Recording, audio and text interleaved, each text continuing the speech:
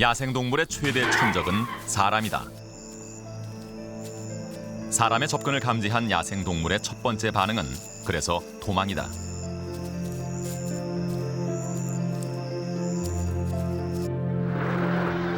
일단 사람으로부터 멀어지고 보는 야생동물들.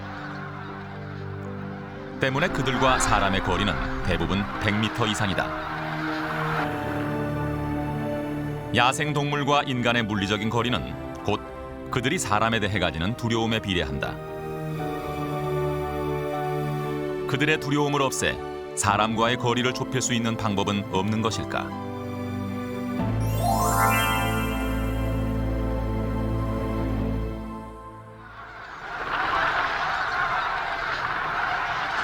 겨울철, 이동 조류들이 많이 찾는 서산 천수만. 이곳은 기러기들의 천국이다.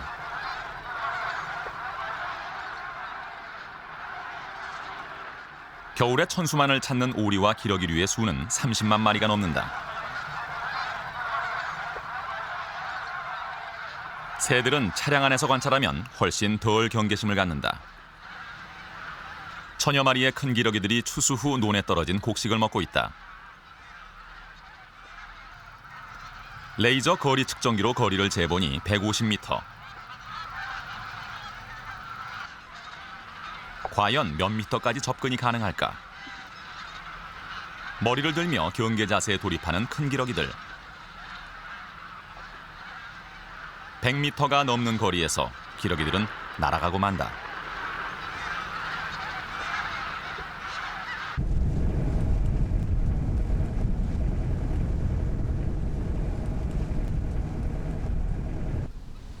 중부지방 최대의 평야지대인 철원. 불과 60여 미터 거리에 쇠기러기 떼가 있다. 큰 기러기와 사촌지간인 쇠기러기를 철원에서는 이토록 가깝게 볼 수 있는 이유는 무엇일까? 민통선 이북의 군사보호지역이라 밀렵이 거의 행해지지 않기 때문일 것이다.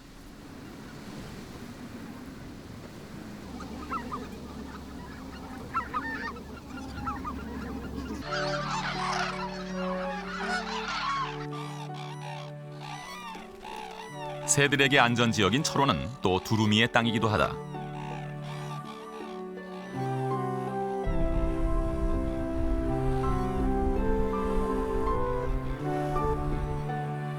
두루미와 비슷하나 몸빛깔이 회색인 제두루미. 무리 중 적어도 한 마리는 망을 본다.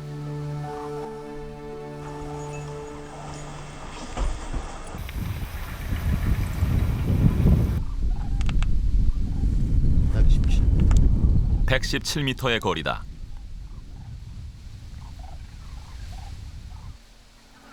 위장막 안의 사람에 대해 아직 신경을 쓰지 않는 제두루미. 조심스레 다가가 본다. 일정 거리가 되자 모두 놀라서 위장막을 바라본다. 두루미 종류는 눈이 옆에 달려 있어 이 모습이 바로 정면으로 사람을 응시하는 자세다. 위험하다고 판단했는지 제두루미들이 사람으로부터 멀리 이동한다.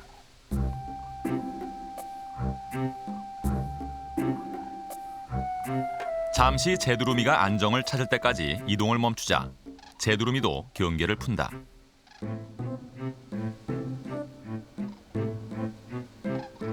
다시 거리를 좁히는 제작진. 제두루미는 83m가 되자 더 이상 안전하지 못하다고 판단했는지 날아가 버리고 말았다.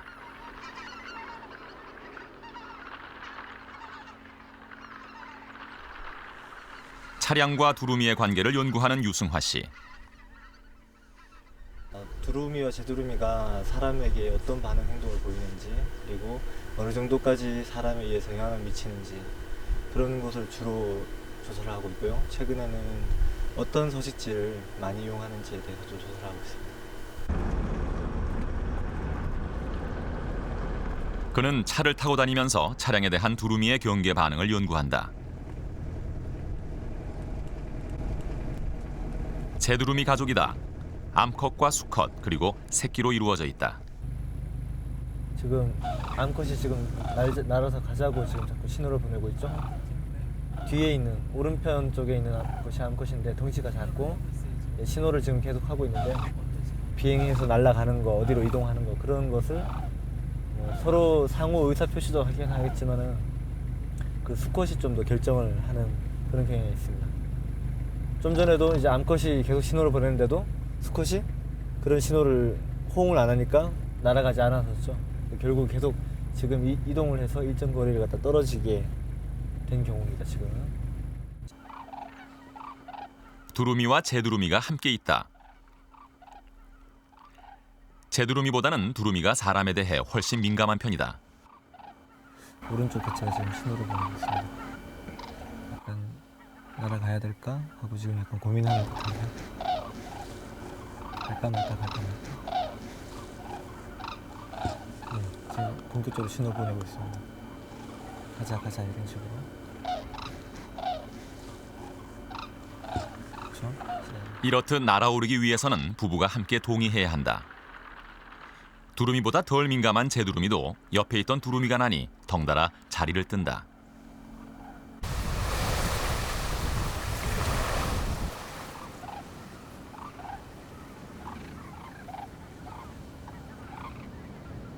암컷과 수컷이 서로 신호를 교환한다. 의견 일치가 된 모양이다. 야생동물은 바람 부는 날엔 훨씬 민감해진다. 바람 소리 때문에 포식자의 접근을 알아차리기 힘들기 때문이다.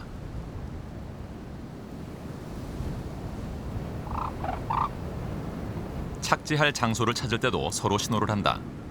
이렇듯 야생동물들은 위험에 대비한 신호 체계를 저마다 가지고 있다.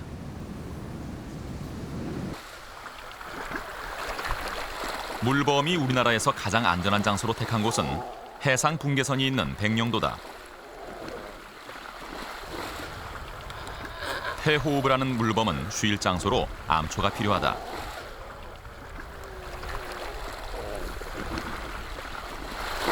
좁은 암초에서 한 자리라도 차지하려는 물범들의 다툼이 치열하다.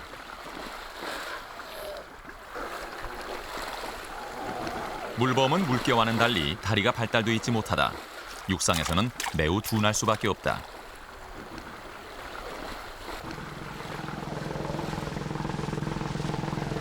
물범 바위 근처에 배가 나타났다. 육상에서 몸이 느린 물범은 조금만 이상한 낌새가 있어도 물로 들어가고 만다.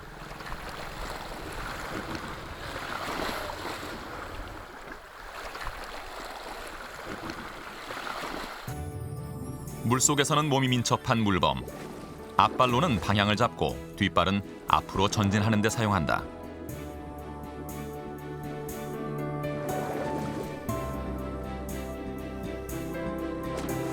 물범이 가장 좋아하는 먹잇감인 노래미. 빠르다고 하지만 물범에게는 상대가 안 된다.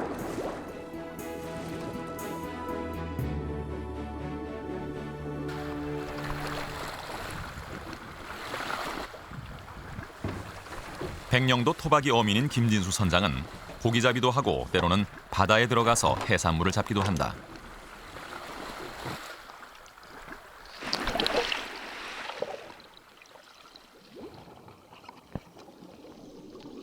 시야가 흐린 서해에서의 작업이라 일이 만만치가 않다.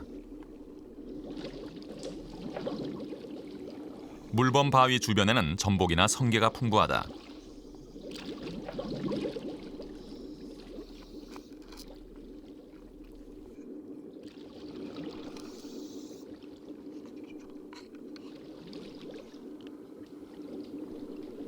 때론 물범이 김 씨에게 다가오기도 한다. 육상에서는 어림없는 일이다. 함께 놀아보고 싶지만 기포에 놀라 달아난다.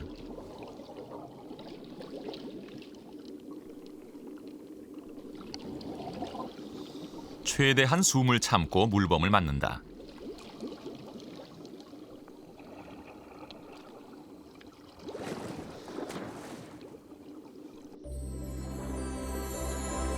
김 선장 곁을 떠나지 않는 물범.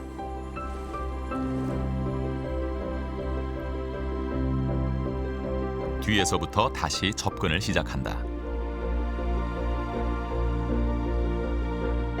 호기심에 오리발도 물어보고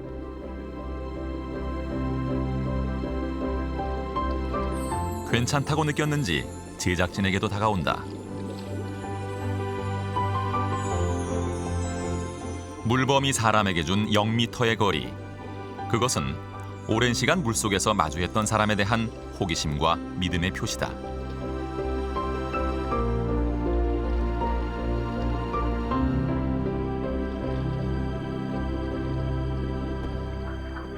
옳지, 왔어. 옳지. 옳지. 천안에 사는 서용길 씨는 세계 최초로 지붕 없는 야생 조류 사파리를 만드는 것이 꿈이다. 그는 천연기념물인 원앙 33마리를 문화재청의 허가를 받아서 기르고 있다. 옳지. 옳지. 옳지. 야생 원앙이 달아나지 않는 이유는 무엇일까? 갓 부화한 새가 그를 어미로 여기게 만드는 것이 그만의 비법이다. 그렇게 하기 위해서 서 씨는 하루 가운데 8시간 이상을 새와 함께 보낸다.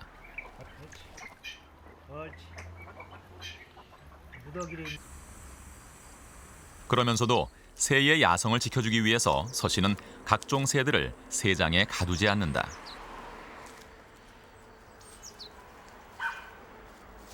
이리 와. 이리 와. 이리 와. 아, 온다. 슛. 우와. 어이. 아이고 착해. 이리 와. 이리 와. 얘들아. 부화 후 55일이 지난 원앙들. 이제 며칠만 지나면 정상적인 비행을 할 때가 됐다. 옳지. 어이. 얘들아. 옳지. 깃털은 아직 완전하지 않지만 가까운 거리를 뛰어보면서 비행 연습을 한다.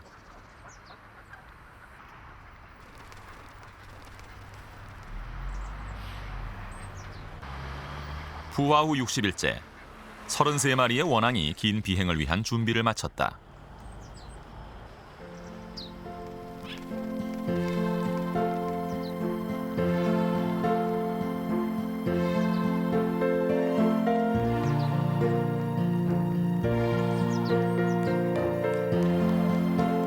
이제는 돌아오는 게 문제다. 과연 그의 손을 떠난 원앙들이 다시 돌아올 것인가? 다행히 30분간의 비행 후 원앙은 돌아오기 시작했다. 33마리 모두 무사 귀환. 그것은 60일간 서 씨와 원앙의 친밀한 교감이 만들어낸 믿음의 드라마다.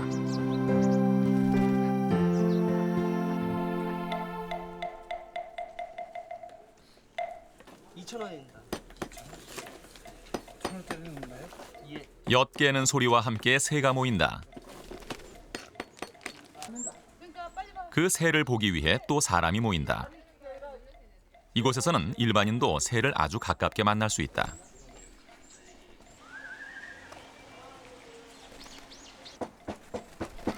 곤줄박이, 쇠박새 등 작은 새들이 사람 손까지 내려앉아 직접 모이를 받아간다.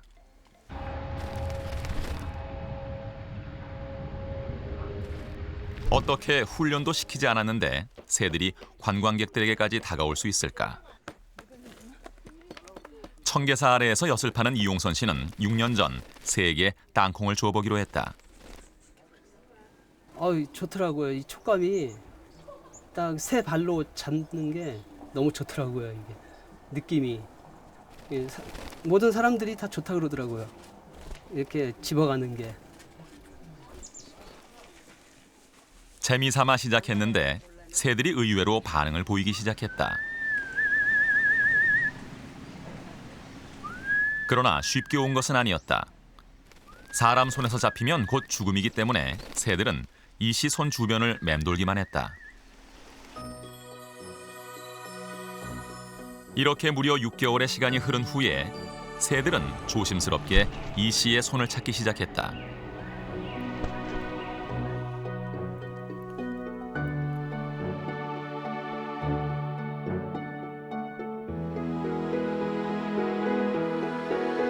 곤줄박이와 사람의 눈 맞추기. 곤줄박이의 먹이가 부족한 겨울에만 볼 수 있는 풍경이다.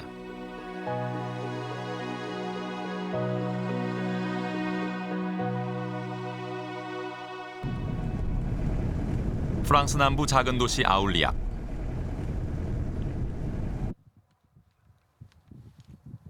아울리악 공항 기상 예보관이며 환경 운동가인 뮬렉 씨가 비행을 준비하고 있다.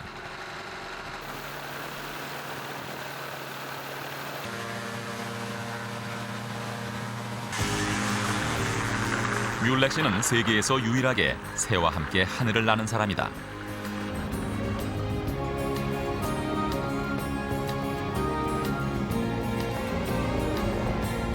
뮬렉 씨 곁에서 비행하고 있는 새는 흰 얼굴 기러기. 유럽에서는 멸종 위기에 처한 새다.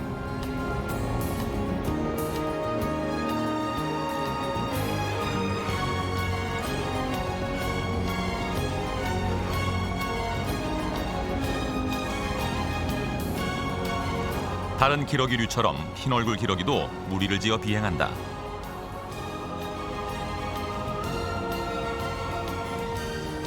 뮬렉 씨는 이 기러기 무리의 대장이다. 그런데 두 마리가 대열을 이탈한다. 이어 나머지 기러기들도 그 새들을 따라간다. 부화 후 1년이 다 된 이들은 이렇게 가끔 새로운 리더를 만들기도 한다. 애써 쫓아가 보지만 이미 뮬렉 씨를 벗어난 무리를 따라잡기는 어렵다.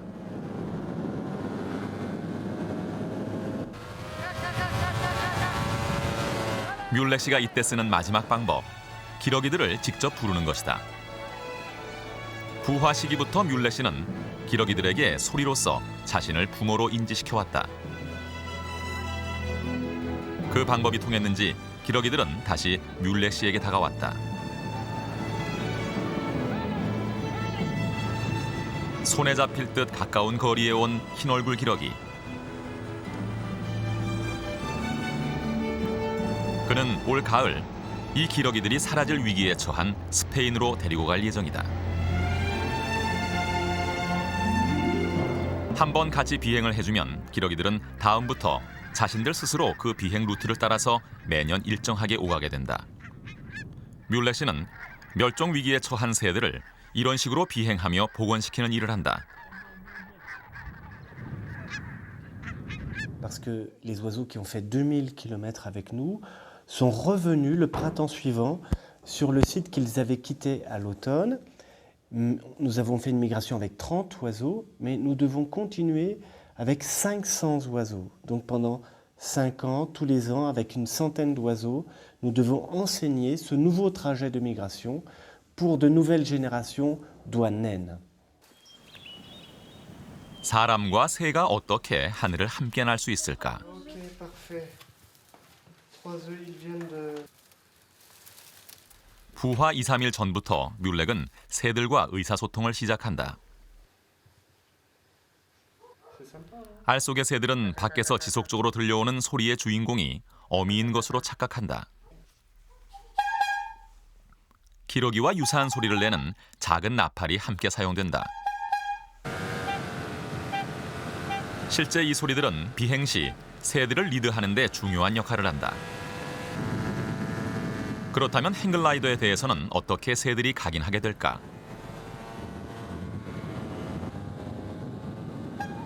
부화 직전부터 끊임없이 녹음으로 새들에게 비행기 소음을 들려줌으로써 가능해진다.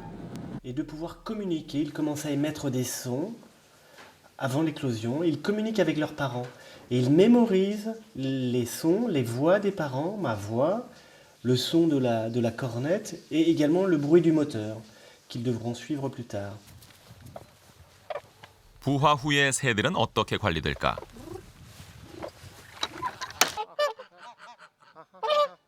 고니는 뮬렉 씨를 자신과 같은 종족으로 생각한다.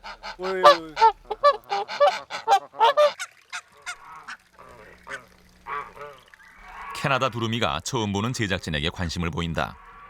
교류를 원하고 있다는 뜻이다.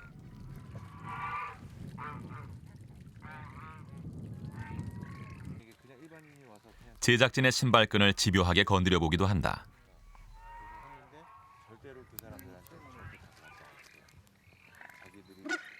평소부터 친근감 있게 지내지 않으면 새와 함께 비행하기는 어렵다. 뮬렉 씨가 흰얼굴 기러기를 안아주자 다른 두루미가 질투의 행동을 보인다. Parce que c'est des espèces différentes.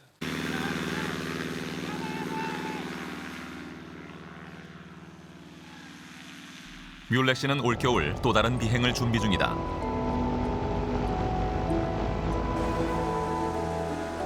영국에서 사라진 두루미 한 종을 다시 영국으로 돌아가게 하는 프로젝트의 성공을 위해 그는 오늘도 새와의 비행을 멈추지 않는다.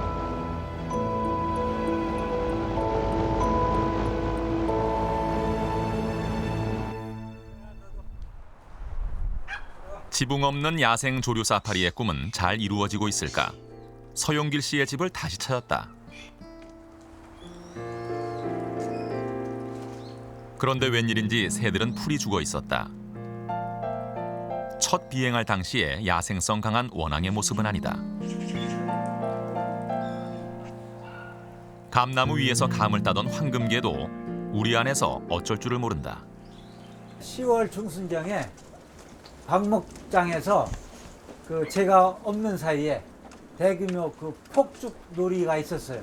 그래서 그 폭죽 소리에 놀라서 20여 마리가 날아가 버리고 나머지 지나가 있어요. 총소리를 연상시켰을까? 그 폭죽 몇 발이 결국 서 씨의 꿈을 산산조각 내고 말았다. 33마리 원앙 중 8마리만 남고 나머지는 모두 날아가고 말았다. 지난 6개월간 새들과 쌓아왔던 신뢰 관계가 일순간에 무너진 것이다.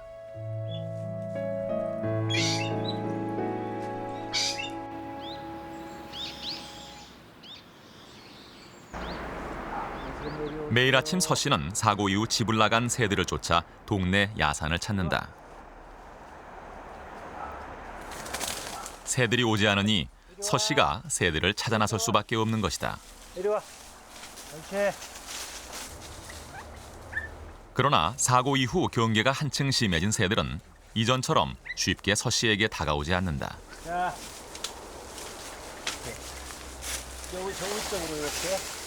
이리 와. 자. 이리 와.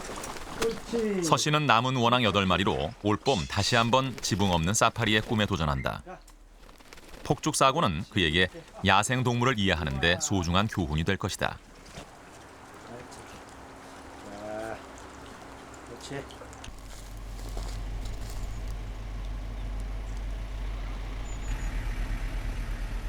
전남 모군의 환경감시원 최수산 씨. 그는 지금 먹황새를 찾고 있다. 그러나 발견이 쉽지 않다. 그는 먹황새가 뜸해진 것이 총소리 탓이라고 생각한다. 하루 이틀 정도 보이고 나면은 4일에서 일주일 정도 보이지 않습니다. 그 이후 정확한 원인은 잘 모르겠으나 재작년 수렵이 풀리고 난 이후로 총소리가 이 지역까지 심하게 들렸거든요. 아마 그 영향 때문인지 먹황새가 상당히 예민해져 가지고 이곳에 정착을 제대로 못하고 있습니다. 황새과에 속하는 먹황새는 1979년 대성동 자유의 마을에서 한 마리가 발견된 이후 해남 한평 등지에서 간간히 발견되고 있는 국제적 희귀조다.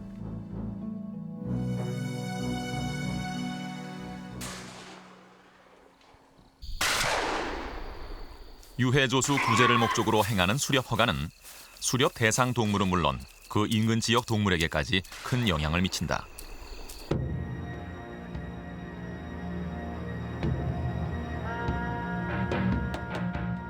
지구 탄생 이후 지금으로부터 300만 년 전 인류가 출현했다.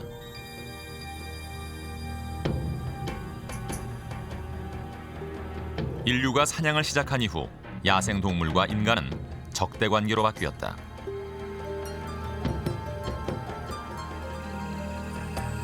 대부분의 야생 동물은 인간을 피해 밤에만 활동하는 야행성으로 바뀌었고 또 사람을 피해 숲 깊숙한 곳으로 들어갔다.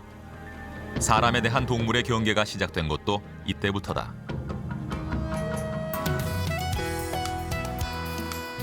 뉴욕, 도쿄 등과 함께 세계 경제의 중심지로 부상하고 있는 영국 런던. 런던은 전 세계 경제인들이 모이는 곳이다.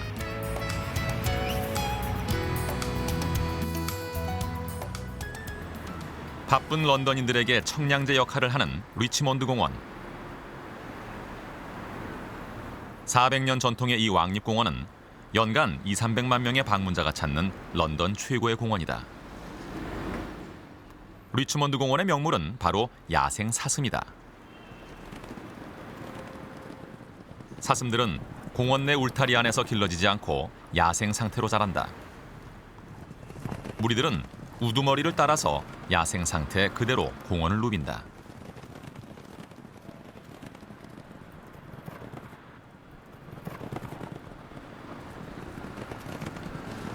전 세계 어디를 가든 야생 상태 그대로의 사슴을 보기는 쉽지 않다. 리치몬드의 사슴은 공원 방문객들에게 최고의 선물이다.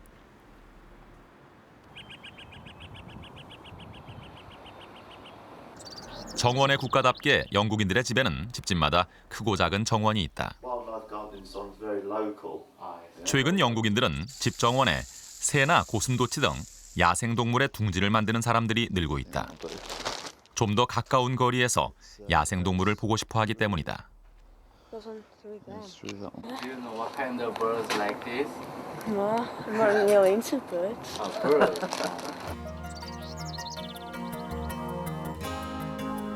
이들이 만들어준 둥지를 찾는 동물은 푸른 박새, 검은 머리 방울새, 그리고 회색 다람쥐 등 다양하다.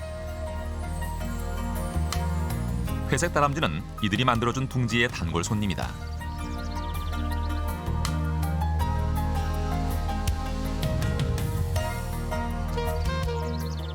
바크마 씨는 둥지를 찾는 동물을 매일 관찰한다. 자신이 만든 둥지를 야생 동물이 잘 이용하고 있는지 확인하는 것이다. The wildlife in the garden is very important to me. I can't really imagine going through life without some sort of contact with nature. And because the garden is right there on my doorstep, that's the easiest place to see nature. 모두가 잠든 밤에는 어떤 동물이 정원을 이용할까?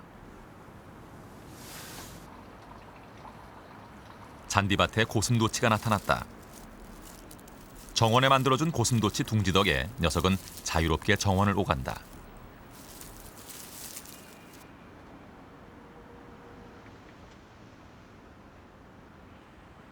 네 발 달린 짐승 한 마리가 여유 있게 주택가 담을 넘는다.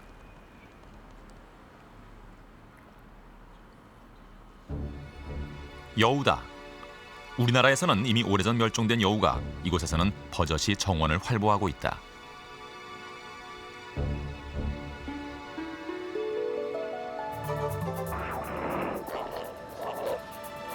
여우 두 마리가 싸우고 있다.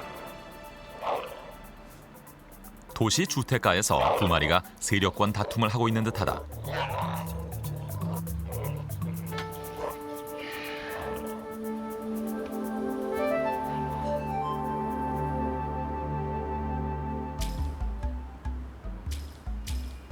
잠시 후 승리한 한 마리가 나타났다. 여우는 사람이 잠든 도시 주택가 밤의 제왕처럼 보였다.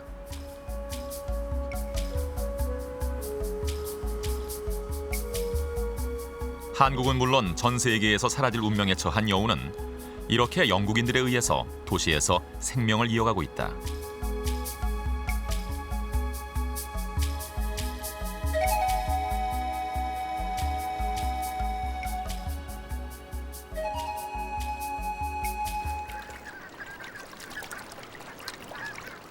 우아한 비상.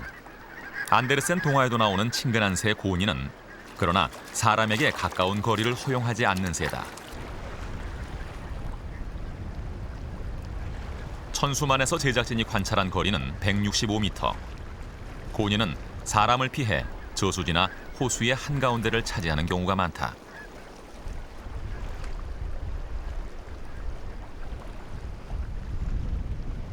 차량에 대한 큰 고니의 반응을 보기로 했다.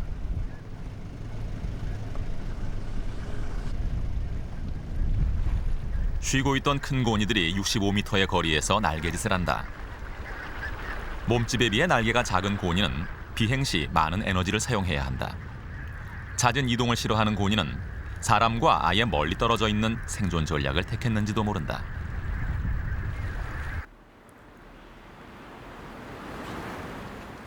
고니를 우리나라에서보다 흔하게 볼 수 있는 유럽에서는 어떨까?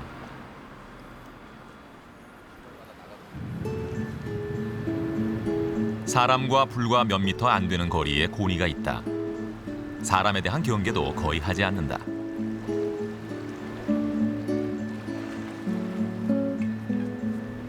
유사한 종류의 새인데 한국과 영국이 왜 이런 차이를 보이는 것일까?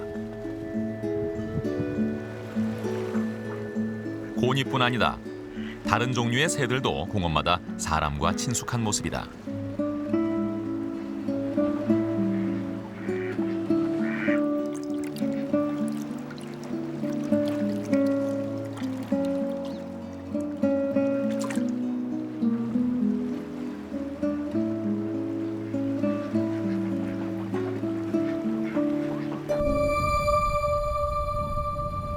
한국과 유럽의 이런 차이는 왜 생길까? 기본적으로 우리나라에서는 새를 보면 돌을 던지는 경향이 있다. 새의 비행을 보기 원해서일 것이다. 예, 우리나라는 이제 특히 그 호기심에서 새들이 나타나면 이제 뭐 움직이라고 이렇게 돌을 던지는데 그런 행동은 외국에서는 사실 흔하게 보지는 못하는 행동입니다. 근데 그런 행동이 나타나면 새들이 경계심을 굉장히 갖기 때문에 그 다음부터는 인간과의 거리를 굉장히 멀리 두고 도망가게 되죠. 강요에 의한 새들의 이륙은 우리에게는 아름다움이지만 새들에게는 엄청난 에너지의 소모며 사람에 대한 두려움의 거리를 더 늘리는 결과를 낳는다.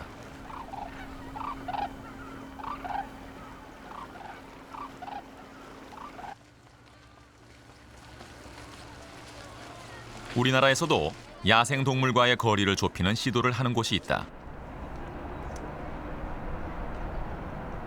뚝섬 서울숲에는 우리나라 최초로 65마리의 야생 꽃사슴이 울타리 없이 키워지고 있다. 그 사슴들에게 먹이주기 행사가 이곳에서 행해진다. 울타리 안에 있는 것은 사슴이 아니라 사람이다. 사람들이 지나치게 접근하려 하면 사슴이 놀라기 때문이다.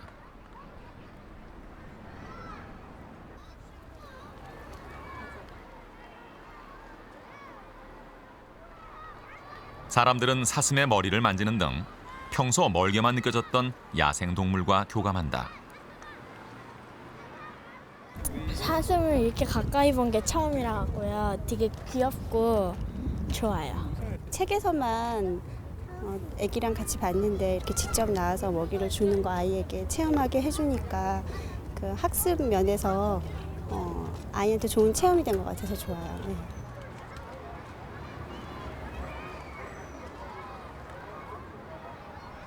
아이가 잔뜩 겁먹은 표정으로 사슴에게 손을 내밀자 사슴도 쉽게 접근을 못한다. 이번에는 아버지가 손을 뻗친다. 사슴은 이제야 사람 앞에 다가선다.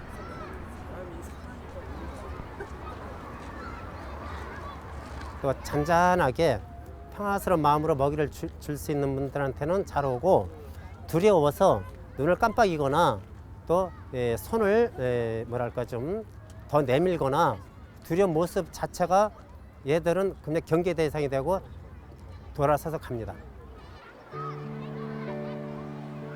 사람이 야생동물 앞에서 겁을 먹으면 상대도 똑같이 느끼는 법이다. 그래서인지 먹이주기 행사를 한 지 1년이 넘었지만 사람 앞에 선뜻 나서는 사슴은 많지 않다. 아직은 사람에게 경계가 많은 탓이다.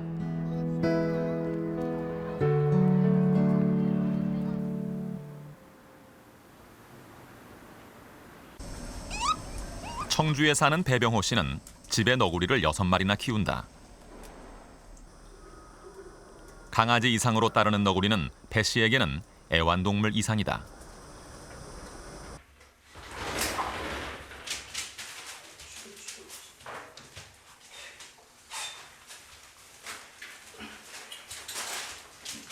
배 씨는 1년 전 이 너구리들의 어미가 산에서 올무에 걸려 죽었을 때부터 새끼들을 기르기 시작했다.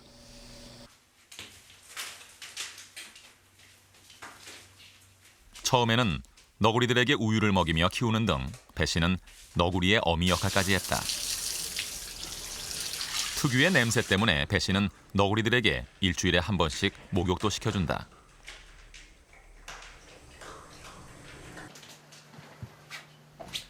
너구리들을 보기 위해서 제작진이 배씨 집을 찾았다. 자, 어디 나와봐. 자, 이 나와봐. 너구리들은 극도로 예민해 있었다. 집 밖을 나오려 하지 않았다. 자, 나와봐. 일로 와, 이리 나와봐. 이리 나와봐. 이리 나와봐. 지금 경계심이 굉장히 심한가 봐요. 예. 이 평소에도 이 저쪽 그 현관에서 들어오는 소리까지도 아주 예민하게 반응하고 뭐 모기 같은 거 먹다가도 그쪽 쳐다보고 막 그래 소리가 나면은. 그런데 지금 이제 못 보던 내부인들이 오고 그러니까 이 상당히 좀 예민해져 있는 것 같아요. 자, 그렇지. 아이고 이게.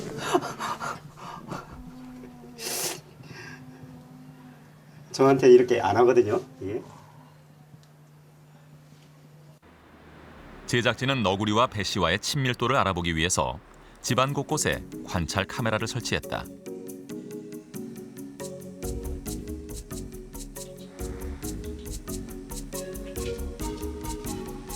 관찰 1시간이 지났건만 너구리들의 배씨에 대한 경계심은 여전하다.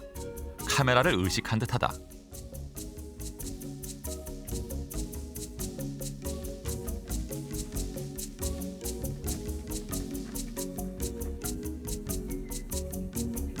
먹이 먹는 것도 안전하다고 느끼지 못하는지 멀리 가져가서 먹는다. 낯선 사람이 방문하고 가면 그 후 몇 시간은 배씨조차 경계 대상이 된다. 뭐 조금만 그 인기척이 나도 모기를 먹다가 아무리 배가 고파도 모기 먹다가 인기척이 나면은 아주 일제히 그 저기 소리 나는 쪽으로 돌아보고서 모기를 안 먹는다든지 또 한번 와가지고 사람들이 보고 놀래고 하면은 한참씩은 경계를 풀지 않고 있는 거라든지. 강한 야생성 때문에 집안에서 더 이상 너구리를 키우기 어렵다고 판단한 배 씨는 한 마리를 데리고 야외로 나가본다.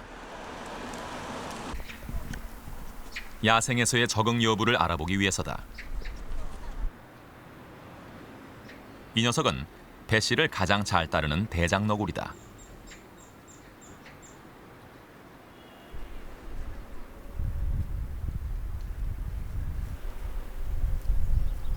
너구리를 혼자 놔둬본다. 약 10분이 지났을까? 너구리가 향한 곳은 배 씨와는 반대 방향이다.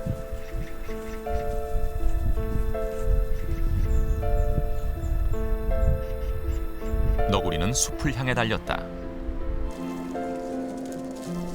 너구리는 본능적으로 야생의 냄새를 맡기 시작한다. 지난 1년간 잊었던 냄새를 맡은 것일까? 마른 나무 덤불 속으로 몸을 숨긴다. 녀석은 놀라울 정도로 완벽하게 자신의 몸을 감추었다. 새끼 때부터 1년이나 집안에서 길렀건만 너구리의 야생성은 전혀 사라지지 않은 것이다.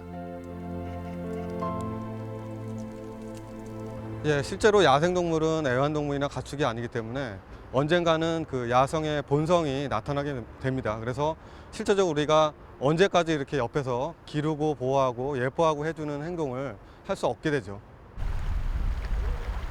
야생동물을 애완용으로 키울 수 없다면 인간과 야생동물의 진정한 거리는 얼마인가? 탄천은 겨울철 우리나라에서 이동 조류들을 가장 가까운 거리에서 볼 수 있는 곳이다. 바로 5m 앞에서 겨울 철새를 볼 수 있는 곳은 이곳 탄천뿐이다. 이곳 새들은 경계심이 유난히 없는 것일까? 예, 여기는 산책로입니다. 이 파란 라인을 넘어가게 되면 새들이 날아갈 겁니다. 한번 가보겠습니다.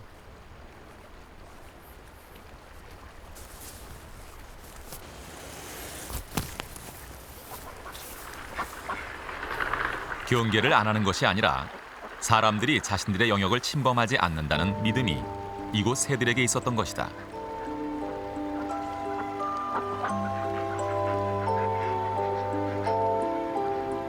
파란 라인은 이곳 주민들과 새들이 묵시적으로 합의한 임의의 경계선인 것이다.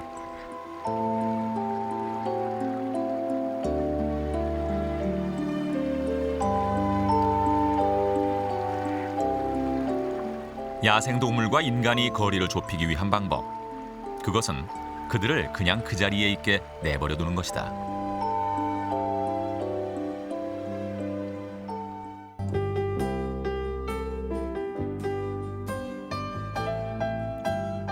동물과 동물, 그리고 사람과 동물.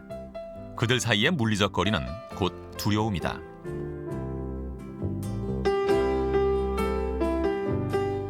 그 오랜 두려움과 불신의 벽을 없애는 첫 번째 방법은 그들에게 먹이를 주는 것도 아니요, 특별한 보호 조치를 취하는 것도 아니다. 그들 사는 곳을 침범하지 않고 그냥 내버려둘 때 동물과의 거리는 자연 좁혀지게 될 것이다. 거리 좁히기, 그것이야말로 수십만 년 동안 야생동물 최대의 위협자로 살아온 우리 인간이 지금 할 일이다.